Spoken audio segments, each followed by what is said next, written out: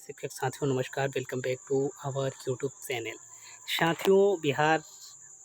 सहित पूरे देश में जो भी बीएडधारी शिक्षक हैं या फिर जो भी बीएड कर के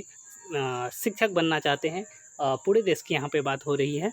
तो बीएड को प्राथमिक शिक्षक बहाली में शामिल करने को लेकर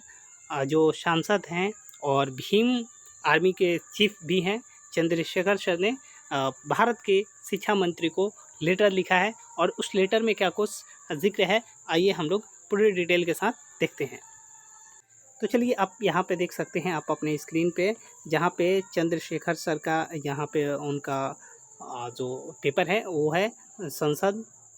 लोकसभा नगीना उत्तर प्रदेश से ये सांसद हैं और दिनांक 12/7/2024 के डेट में ये देखा जा सकता है, जिसकी पत्रांक संख्या और दिनांक संख्या भी यहाँ पे मेंशन किया गया है। और यहाँ पे क्या कुछ लेटर में लिखा गया है, आइए उसे डिटेल के साथ देख लेते हैं। तो माननीय धर्म प्रधान जी, शिक्षा मंत्री, भारत सरकार, नई दिल्ली। आगे क्या है विषय में,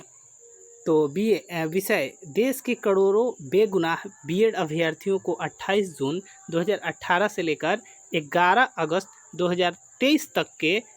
प्राथमिक शिक्षक पद के लिए योग्य करने के संबंध में। आगे क्या कुछ है कि महोदय, सादर विदित हो कि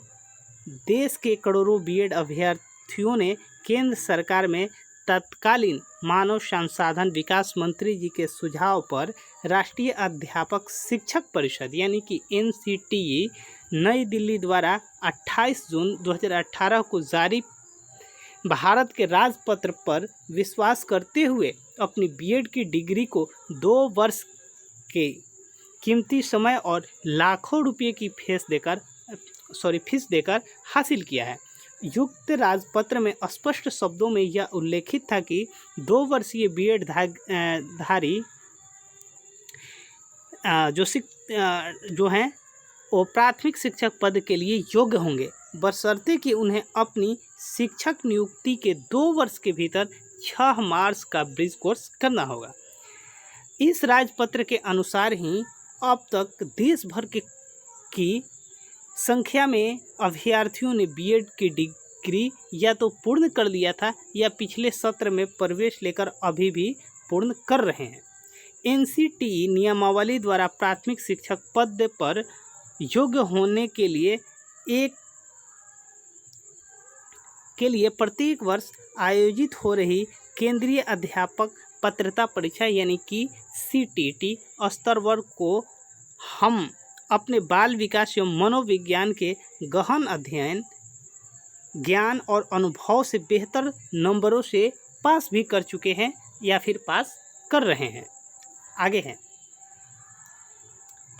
कि 11 अगस्त 2023 को बीएड अभ्यर्थियों के संदर्भ में माननीय उच्चतम न्यायालय के फैसले ने उक्त राजपत्र को यह कहते हुए रद्द कर दिया कि एनसीटीई के एक सेवारत संस्था के तौर पर काम नहीं किया, बल्कि केंद्रीय विद्यालय संगठन यानी कि केवीएस की मांग पर मानव संसाधन विकास मंत्रालय एमएचआरडी द्वारा जारी निर्देश पत्र का पालन करते हुए उक्त राजपत्र को जारी किया। देश के सर्वोच्च संस्थाओं की उक्त गलतियों की सजा अब इन अभ्यर्थियों को पीआरटी से बाहर होकर भुगतनी पड़ रही है, अर्थात सभी बेगुनाह बीएड अभ्यर्थियों को प्राथमिक शिक्षक पद के लिए आचार्य योग्यता ठहरा दिया गया है। वर्तमान समय में चल रही भर्ती प्रक्रिया से भी इन्हें वंचित करने का काम किया गया है, जिससे ऐसा प्रतीत होता है कि इनके शिक्षक बनने के सपनों की संस्थानिक हत्या केंद्र सरकार, मानव विकास मंत्रालय और एनसीटीई द्वारा सामूहिक रूप से की गई है। देख लीजिए यहाँ पे कितने कड़वे शब्दों का चयन यहाँ पे किया गया है, जो कि कहीं ना कहीं सही भी है। बिना अपराध के ही बेगुनाह बीएड अभ्यर्थियों को जीवन और भविष्य पूर्णतः बर्बाद बनाने का काम वर्तमान सरकार में निरंतर हो रही है। आगे है कि प्राथमिक शिक्षक पद से वंचित होने के बाद सभी बीएड अभ्यर्थियों के सामने शिक्षक बनने का अब कोई विकल्प ही नहीं रह गया है। इसका कारण है कि लाखों बीएड अभ्यर्थियों का टीजीटी पद के लिए स्नातक डिग्री यानी कि बीए या फिर बीटेक,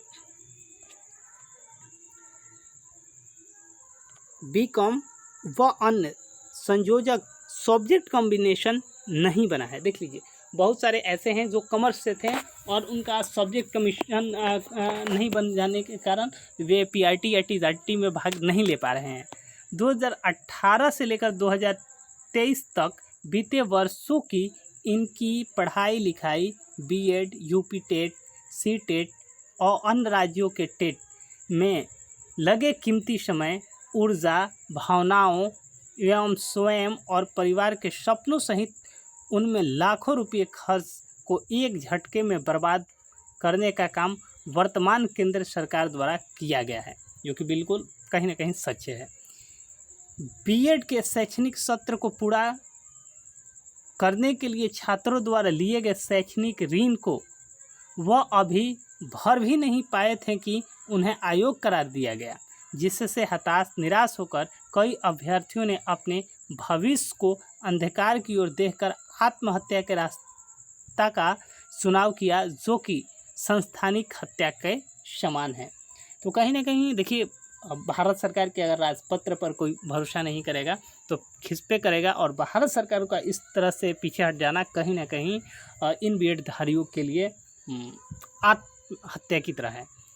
आपसे सवाल यह है कि इसके साथ भयंकर रूप से लगातार हो रहे शारीरिक, मानसिक, आर्थिक, सामाजिक शोषण, उत्पीड़न का जिम्मेदार आखिरकार